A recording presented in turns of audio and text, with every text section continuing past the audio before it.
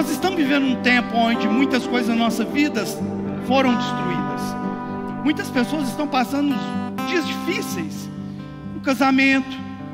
A gente vê aí as estatísticas e vê que muitos familiares, muitos pais de famílias, muitas famílias foram destruídas agora durante essa pandemia. A gente vê que muitos filhos se perderam, se esfriaram, o coração distanciou de Deus e até nós mesmos. Então nós estamos enfrentando uma situação desconhecida que afetou, que abalou, que mexeu com as nossas estruturas, algo que a gente não estava esperando. É aquela coisa, quando a gente está esperando algo, a gente se prepara para aquilo, mas a gente não estava esperando por nada. Aconteceu, nos pegou de surpresa, veio, machucou e devastou, causou aquilo que é, muitas vezes, o que a gente vê na televisão, quando passa um tsunami, uma destruição. Isso aconteceu no nosso emocional, muitas vezes na nossa casa, na nossa família. E nós vamos olhar para um texto agora que é muito forte, que é muito interessante. A gente lê esse texto no livro de Neemias e muitas vezes a gente não entende o que está acontecendo. A gente trata isso como uma história simples, uma história que parece que está tão distante da gente, mas não. É uma história real, é uma história que mexe com as nossas emoções, é uma história que nos ensina a tratar as nossas emoções, uma história que nos ensina a acreditar, que nos ensina a ter fé, uma história que mostra que nós podemos recomeçar, que nós podemos reconstruir, que nós podemos acreditar em um Deus que nos dá estratégia para poder começar algo novo. Só que para isso, nós precisamos ter coragem para enfrentar. Tem um futurista, Alvin Toffler, que ele fala uma frase tão interessante. Ele fala assim, que o analfabeto do século 21 não é o que não sabe ler, nem o que não sabe escrever, mas é aquele que não sabe aprender, desaprender e reaprender de novo. Então nós precisamos reaprender muitas coisas na nossa vida, coisas que a gente acreditava ser, que agora não é mais, coisas que a gente tinha como algo que era útil e que agora já não é mais, passou.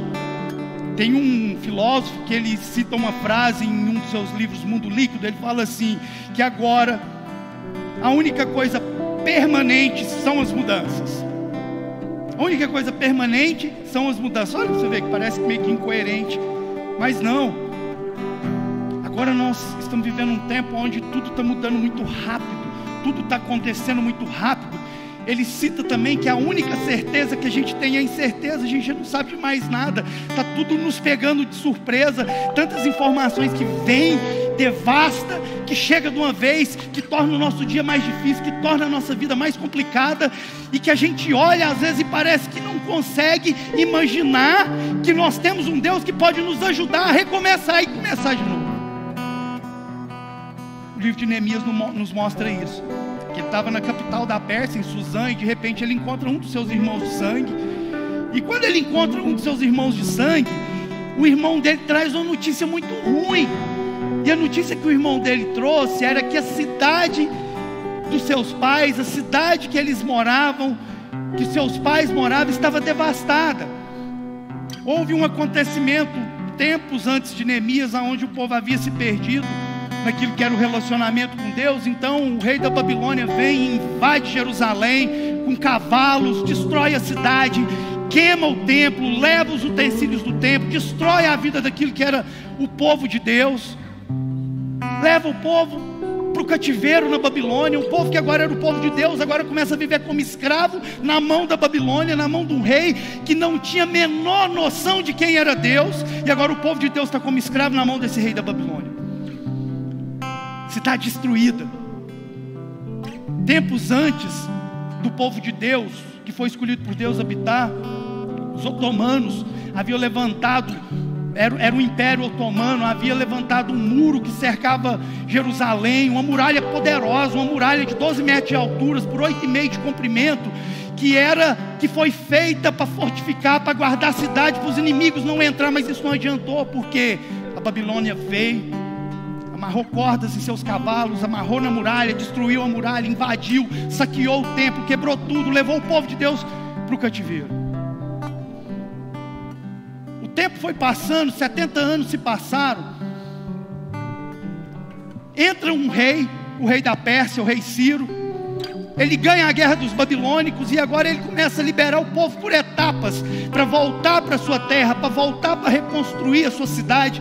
O povo de Deus então agora tem uma chance, tem uma oportunidade, porque Ciro então deixa eles voltar, só que eles vão voltando por etapas. Foram 3 levas, foi uma, o povo voltou, encontrou a cidade devastada, pisoteada, cidade fortificada. Imagina, a gente voltar para nossa casa, encontrar a nossa cidade devastada, a nossa família em miséria. Foi o que aconteceu. As pessoas voltaram para Jerusalém e tudo que encontrou foi tristeza, o opróbrio, a solidão. E aí vem a segunda leva, e a segunda leva começa a reconstruir o templo, começa a colocar de pé aquilo que era a arquitetura que Deus havia dado para eles como um lugar de adoração. Só que agora a gente vê aqui que o texto que a gente vai entrar agora, acontece algo sobrenatural, porque Neemias está passeando pela capital da Pérsia. Neemias era copeiro do rei, Neemias era um homem íntimo do rei. Para ele estar lá, provavelmente Neemias era eunuco, porque ele era íntimo do rei, era um homem que tinha intimidade com a rainha, de confiança do rei. Então quando Neemias recebe aquela notícia, que a sua família está devastada, que a sua cidade está destruída, que a sua casa está pisoteada, que não tem mais esperança, que não tem mais jeito, que a reconstrução era impossível, porque a cidade não tinha mais como levantar pedra sobre pedra, a Bíblia fala que o coração de Neemias se entristeceu e ele pôs-se a buscar a Deus. E o interessante é que quando ele pôs-se a buscar a Deus, Deus deu uma palavra para ele e ele acreditou naquela palavra. A palavra que Deus deu para ele foi que ele iria reconstruir a cidade dos seus pais. Neemias havia nascido no cativeiro, ele não conhecia Jerusalém, ele não sabia como era Jerusalém, mas ele estava dentro de um cativeiro, ele estava preso na Babilônia, ouvindo seus pais dizerem como que era linda aquela cidade, uma cidade que o povo podia buscar a Deus, uma cidade que o povo podia adorar a Deus, e Deus manifestava no meio daquele povo. Neemias ouvia aquelas histórias e ficava com o coração alegre, mas não podia porque estava vivendo como escravo. Então agora Neemias fica sabendo dessa notícia, que o povo está voltando para a cidade, que a Pérsia liberou o povo. O irmão dele conta que a cidade está devastada, ele fica triste, com o coração amargurado, mas ele começa a orar a Deus de uma maneira tão poderosa, e Deus fala para ele: Neemias, você vai reconstruir aquela cidade. Ele acreditou. Reconstrução precisa acreditar. Então se tem algo na nossa vida destruído, o primeiro passo é acreditar. É acreditar que em Deus nós podemos reconstruir qualquer coisa. Neemias acreditou.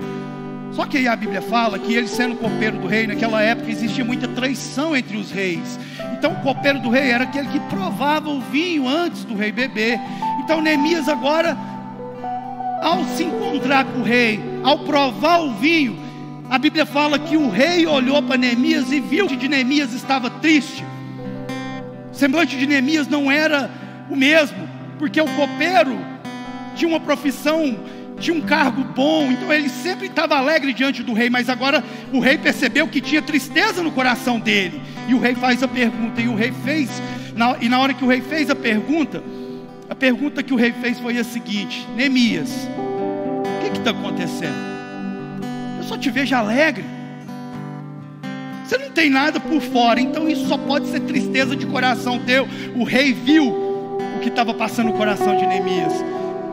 Agora, olha só o que está acontecendo no texto que nós vamos ler. Porque quando o rei pergunta a Neemias o que está acontecendo, Neemias, porque seu coração está triste, eu estou vendo, seu semblante está triste. Neemias olha para o rei e fala assim: como que eu posso ficar alegre se a minha casa está destruída? E essa é a pergunta. Muitos de nós hoje, como que a gente pode ficar alegre se a nossa casa está destruída? Se o nosso casamento está à beira, se nós estamos vendo nossos filhos se perderem, nós estamos vendo situações onde nós perdemos o controle dentro da nossa casa, como que nós podemos ficar alegres? Que jeito? Foi o que aconteceu com Neemias. O rei falou para ele: o que aconteceu? Neemias falou: como que eu vou ficar alegre se a minha cidade, se a minha casa, se o meu povo, se a minha família está destruída, assolada, passando fome?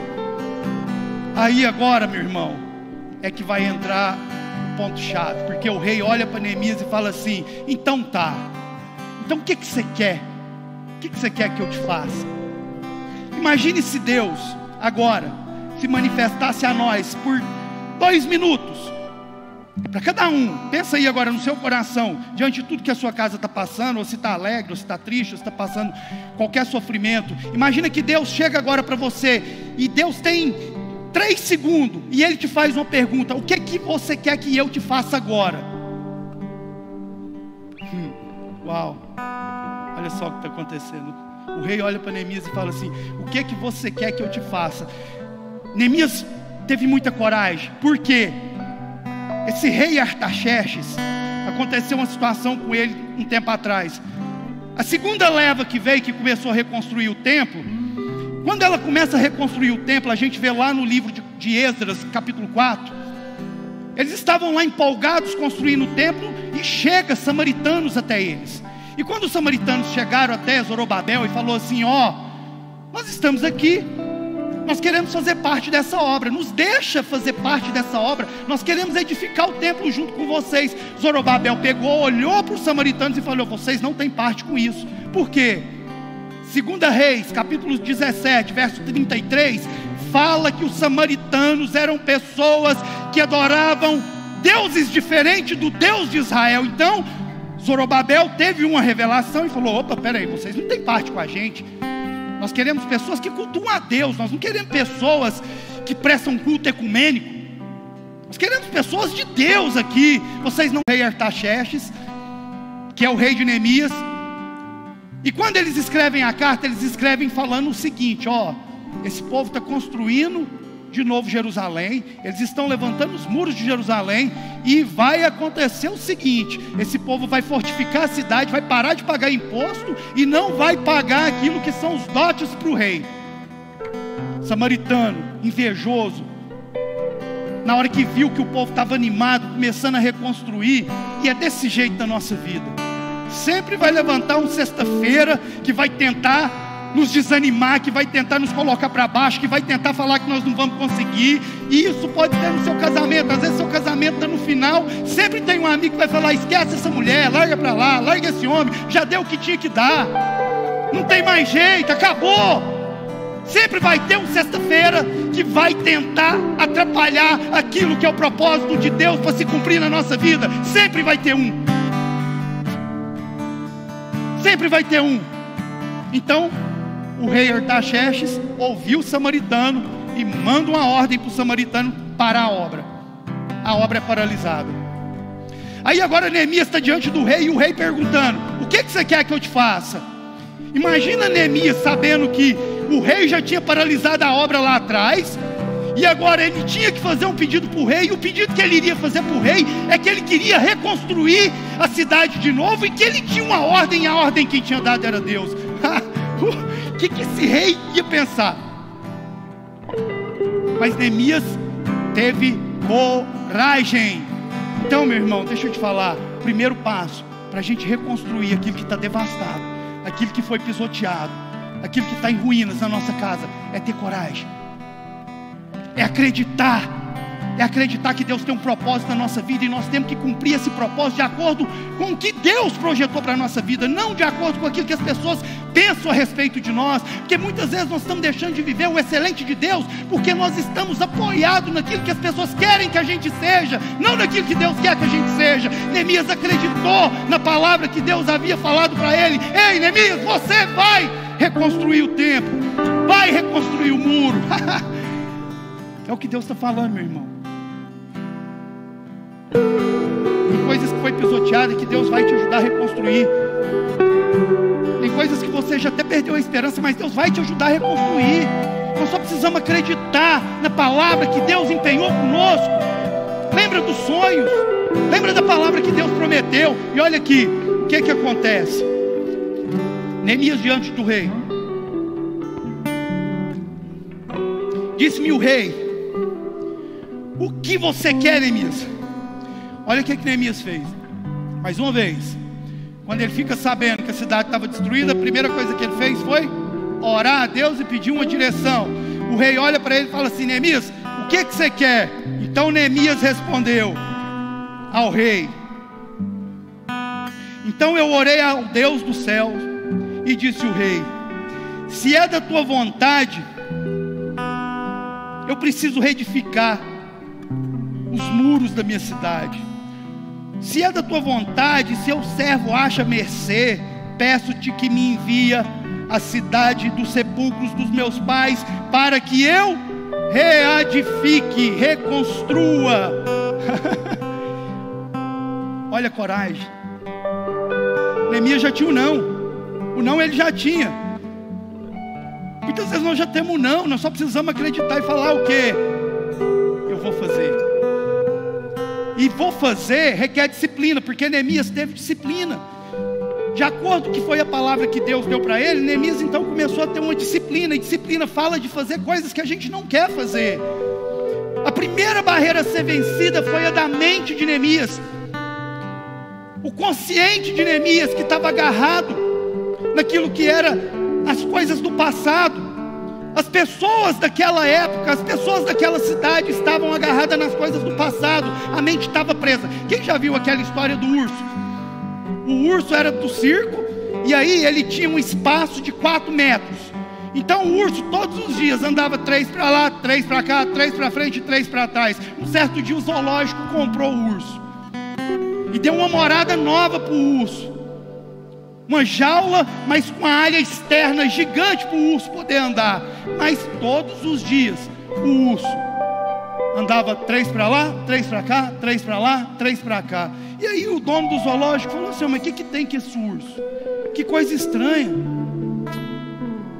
Olha o espaço que ele tem, mas ele não sai da jaula. Ele faz o mesmo movimento todos os dias, para lá e para cá, para lá e para cá, para lá e para cá. Mas por quê? Porque o urso estava pegado nos costumes antigos. A mente dele estava presa naquela movimentação antiga.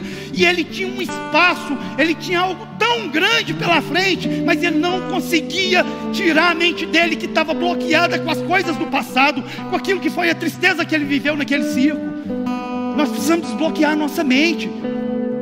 Nós temos que pensar além, nós temos que olhar, que nós temos que pensar que nós temos um Deus que é capaz de fazer coisas impressionantes para que o propósito dele se cumpra na nossa vida. Coisas impressionantes. Só que muitas vezes nós ficamos limitados naquilo que é a nossa mente, paralisados naquilo que são as coisas que nos prenderam no passado. Meu irmão, é tempo de pensar novo, é tempo de reconstruir, é tempo de ir além. Chega! Nós não podemos mais ficar limitados naquilo que foi o que nós vivemos. Nós precisamos pensar além. Nós precisamos pensar fora da caixa. Nós precisamos olhar para frente. Porque agora, meus irmãos, tudo que for olhar para trás não vai adiantar muita coisa. Tudo que a gente viveu foi pedagógico, top, é isso mesmo. Aprendemos muita coisa, sofremos com muitas coisas, estamos sofrendo, mas não vai adiantar lamentar. Então nós podemos chorar o que aconteceu, mas nós não podemos ficar lamentando, porque senão nós vamos anular um propósito. Porque a Bíblia fala que todos os dias da nossa vida foram escritos no livro da vida, no livro de Deus. Então, meu irmão, tudo que acontece e deixa de acontecer, foi Deus que fez, é Deus que vai fazer, é Deus que vai fazer acontecer. Então nós temos que desagarrar daquilo que tem nos amarrado. Nós temos que esquecer, nós temos que olhar para frente. Só que olhar para frente vai requerer disciplina. Foi o que aconteceu com Neemias.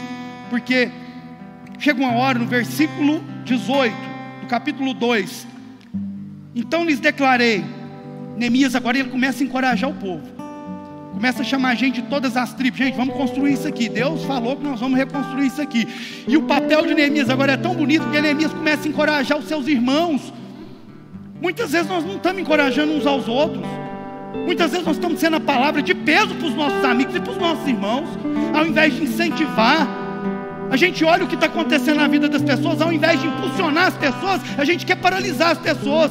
Por quê? Porque muitas vezes a gente quer aquilo que é delas, e na verdade Deus tem aquilo que é nosso, Porque às vezes, na verdade, como nós não podemos olhar além daquilo que é visível, se a gente não for pessoas espirituais que têm um relacionamento com Deus, a gente vai achar que sempre as coisas das pessoas são melhores do que as nossas. E na verdade, pode acontecer e pode ser que aquilo que Deus tem para nós é muito melhor do que aquilo que Deus tem na vida das pessoas. Uou!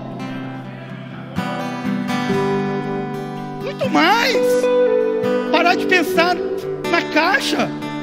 Neemias olhou e encorajou o povo.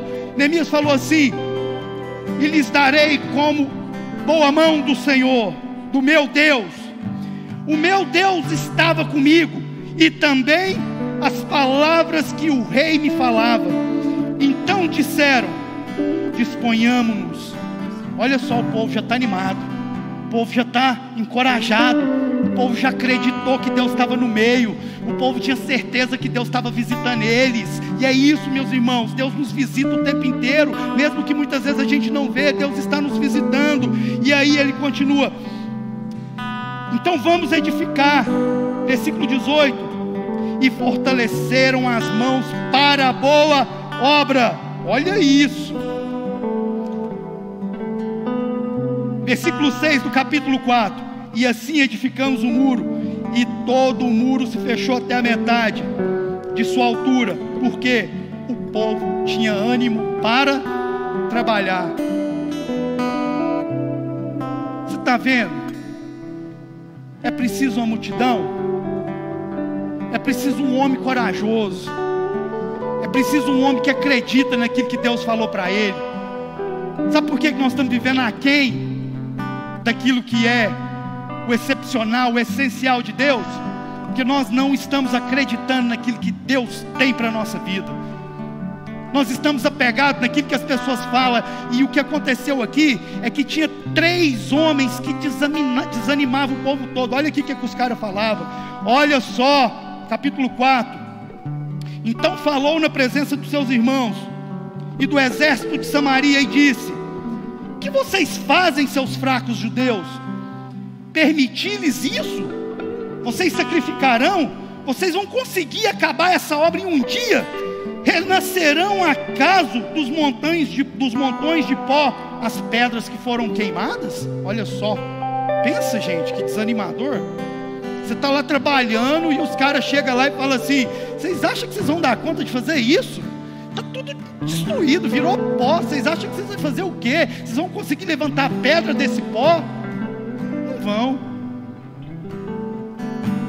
Mas o melhor de tudo é que quando Deus tem uma palavra empenhada e a gente acredita nela, meu irmão, pode levantar 10.000 da sua direita, 1.000 de um lado, 10.000 do outro, nós não vamos ser atingidos, porque a nossa mente está blindada, protegida com aquilo que Deus falou. Você quer que a sua mente esteja protegida com aquilo que Deus falou? Acredita, tenha coragem, não desanime, pensa fora do quadrado, olha para frente. O tempo foi passando, eu já vou finalizar. Versículo 10 do capítulo 4. Tem uma hora que o texto fica ruim, porque o texto fala assim, no capítulo 4, verso 10: já desfaleceram a força dos trabalhadores, porque os entulhos são muitos, de maneira que não podemos reedificar um muro novo. Olha só, vocês estão vendo o que é que estava atrapalhando a reconstrução dos muros? O que estava atrapalhando a reconstrução dos muros não era o ataque dos inimigos. O que estava atrapalhando a reconstrução do muro não era a inveja, não era a falação, mas era o entulho do muro velho. O povo não sabia se construía ou se tirava o entulho, se construía ou se tirava o entulho. Eu lembro de uma história da minha avó. Cheguei na casa da minha avó, e minha avó é muito apegada a essas coisas antigas. E aí eu e meu primo e meu irmão falou assim: ó, nós vamos limpar a casa da senhora hoje. Sai, porque se a senhora ficar aqui, a gente sabe que a senhora não vai deixar, então vai passear. E minha avó saiu. Nós fomos limpando, nós fomos tirando tudo para fora, tirando tudo para fora. E aí, minha avó chegou, e na hora que ela chegou, a gente já viu o semblante dela, que ela não estava muito alegre. E aí, nós pegamos e falamos assim: vamos ali na padaria, vamos tomar um lanche, a gente já volta. Quando a gente saiu para tomar o lanche, que a gente voltou, metade daquilo que a gente tinha jogado fora, minha avó tinha levado para dentro de novo. Eu falei assim, mas não é possível, a velha ficou doida. Já levou porque não conseguia desagarrar do entulho. Então, no nome de Jesus, nós estamos vivendo um processo novo. Nós estamos vivendo o desconhecido. E isso não se limita a um grupo de pessoas, isso se limita à sociedade no geral. Nós, no plural, estamos vivendo algo novo. E para viver esse algo novo, nós vamos precisar agora, mais que nunca, desagarrar daquilo que são as coisas do passado. Porque senão nós vamos ficar preocupados em ficar resolvendo aquilo que aconteceu e vamos deixar de construir aquilo que é o novo de Deus. Porque, meu irmão, tem uma palavra para a sua vida, leva ela hoje para a sua casa. Não acontece nada por acaso. Tudo que aconteceu é porque Deus, de alguma maneira, nos fortaleceu em alguma área da nossa vida. E Ele quer que a gente vá para um lugar que a gente ainda não foi. Ele quer que a gente alcance um lugar que a gente ainda não alcançou. Ele quer que a gente viva algo que a gente ainda não viveu. Vamos aplaudir Jesus por isso. Algo que a gente não viveu. Algo que a gente não viveu. E é isso que vai fazer toda a diferença, que o apóstolo Paulo fala. Nós vamos chegar lá na frente, vamos olhar para trás e ver que a gente não correu em vão. E eu já vou finalizar com 3 perguntas.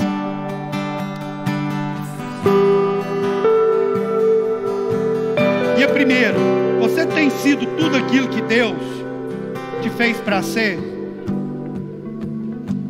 Não é aquilo que as pessoas querem que você seja, mas você tem sido tudo aquilo que Deus te chamou para ser? Precisa responder, guarda e leva para casa. Você tem sido tudo aquilo que a sua família precisa? Tudo aquilo que o seu cônjuge espera? É uma pergunta. Tudo que seus filhos anseiam? Você está perto ou está a caminho para alcançar todo o seu potencial em Deus? E agora eu vou finalizar com isso, porque olha só que fantástico que nós vamos ler aqui agora. Pode ficar de pé que nós vamos orar.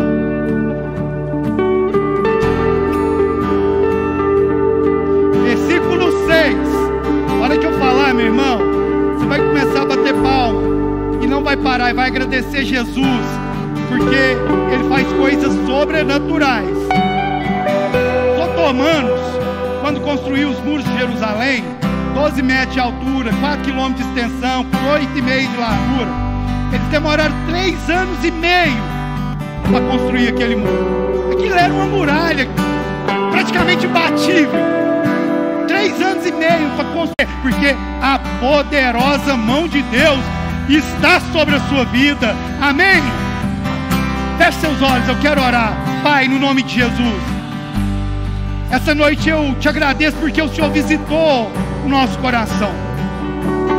Nós queremos, ó Pai, sair daqui certos de que o Senhor é que tem nos ajudado a recomeçar, a reconstruir, a refazer. Obrigado, Pai, porque as suas misericórdias se renovaram sobre a nossa vida essa manhã.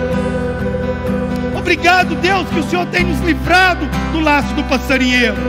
Então, no nome de Jesus, Pai, nós clamamos o Senhor e te agradecemos, porque nós sabemos que a sua poderosa mão está sobre a nossa vida, está sobre a nossa casa, está sobre os nossos filhos, está sobre os nossos lares, está sobre os nossos negócios, está sobre os nossos ministérios, está sobre aquilo que é o propósito do Senhor na nossa vida.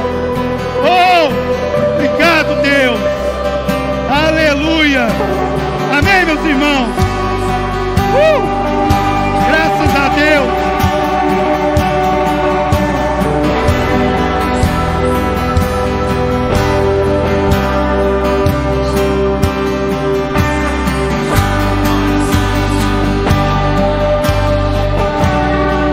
Irmãos, levanta suas mãos. Nós estamos encerrando. Que Deus possa encher seu coração essa semana da presença dEle, de alegria, de de renovo e o principal, de certeza, de convicção e de coragem para enfrentar o novo. Porque quando a gente enfrenta algo que a gente já sabe, é fácil, mas enfrentar o novo é desafiador. É quase que quando a gente vai para uma empresa nova ou começa a fazer algo novo que a gente não sabe como fazer, nosso coração fica assustado. Mas eu vou te falar um negócio, meu irmão, esse frio na barriga, esse sentimento que está no nosso coração do inesperado, vai nos fazer desfrutar de coisas sobrenaturais da parte de Deus. Então não negocie, não abra mão, não olha para trás, não mexa com entulho, não tenta recuperar o que perdeu, olha para frente, porque tem um Deus que está reconstruindo, te ajudando a reconstruir uma nova história para sua casa, para sua família, para os seus filhos e tudo que te pertence, amém?